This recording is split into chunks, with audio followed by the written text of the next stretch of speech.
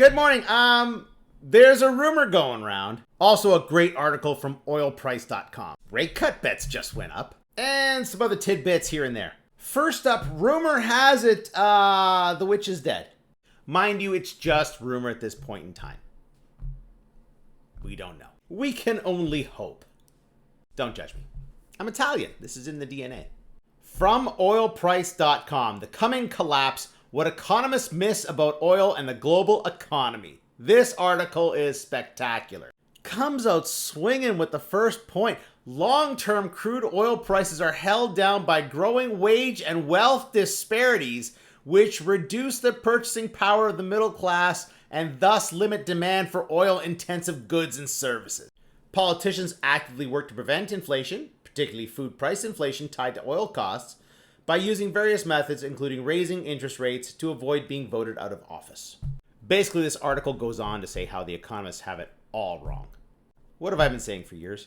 That it's all about oil. And of course, as they go on to do this inflation fighting thing by increasing interest rates and making life difficult for you, what they actually do is increase this growing wage and wealth disparity. Demand for oil is something that tends not to be well understood. To achieve growing demand, an expanding middle class of workers is very helpful. Growing demand for oil doesn't just come from more babies being born. Somehow the population needs to buy this oil. People can't simply drive to a gas station, honk their horns, and demand more oil. They need to be able to afford to drive a car and purchase the fuel it uses.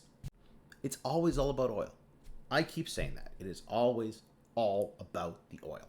Speaking of all about the oil, U.S. builds up forces in Caribbean as officials and experts ask why. The Trump regime says they're sending warships down to Venezuela to stop the drugs.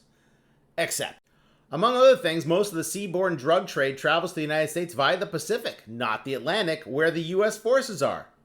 What does flow out of the Atlantic? The oil. Most of which goes to China. Here's my prediction. Given that everyone hates Maduro, the United States is going to maintain Nicolas Maduro in power if he promises not to sell oil to China. If he doesn't, he will no longer be of this earth, and the United States is going to seize Venezuelan oil and stop selling it to China. Just so you know, that's going to send oil prices into chaos. And they don't care. All right, from Toronto Life, Toronto's housing market will soon face a 235,000 unit shortfall if the city doesn't get building, even though there's a bunch of empty condos sitting on the market right now. Why do I bring this up? Because of this subtitle. Roughly 550,000 newcomers arrived here between 2023 and 2024, with many more on the way. Oh, really? From Stats Canada, the quarterly population estimate, 41,548,787, which is a 0% increase.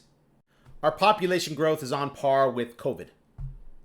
According to Stats Canada, the population has grown 1.2% year over year. Here's the deal. I have been saying this for years. We need more dedicated rentals in this country. Thankfully, we are building more dedicated rentals in this country. But before we say we're having a shortfall, we need to know what the target is for the next few years. Your favorite conservative conspiracy theorist will go on about the Century Initiative without doing the math. Yeah, the Century Initiative says that we're going to get to 100 million people by 2100. That is a very slow increase in population. It's around 1% a year. It's a much slower population growth than what we've had over the last several years.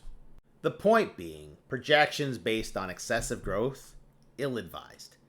Figure out where we're going to go first, then make the projection. All right, lastly, the odds of a Bank of Canada rate cut just rose based on this jobs measure from CIBC. Long story short, not as many jobs as what they expected. Surprise, surprise.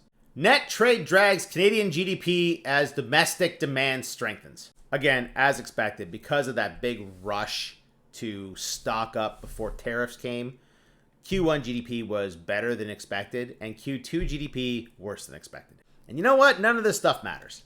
Look, we know what's going to happen. Jerome Powell is going to cut the rate a quarter point. Maybe half a point, probably a quarter point. Why? Because of the pressure from the Trump regime. And a quarter point cut really ain't going to do much. But it will open the door for the Bank of Canada to cut a quarter point as well, because these folks don't do well at thinking for themselves. Look, I think we need to prepare ourselves, because when this shit happens for real, things are going to go out of control faster than anyone expected.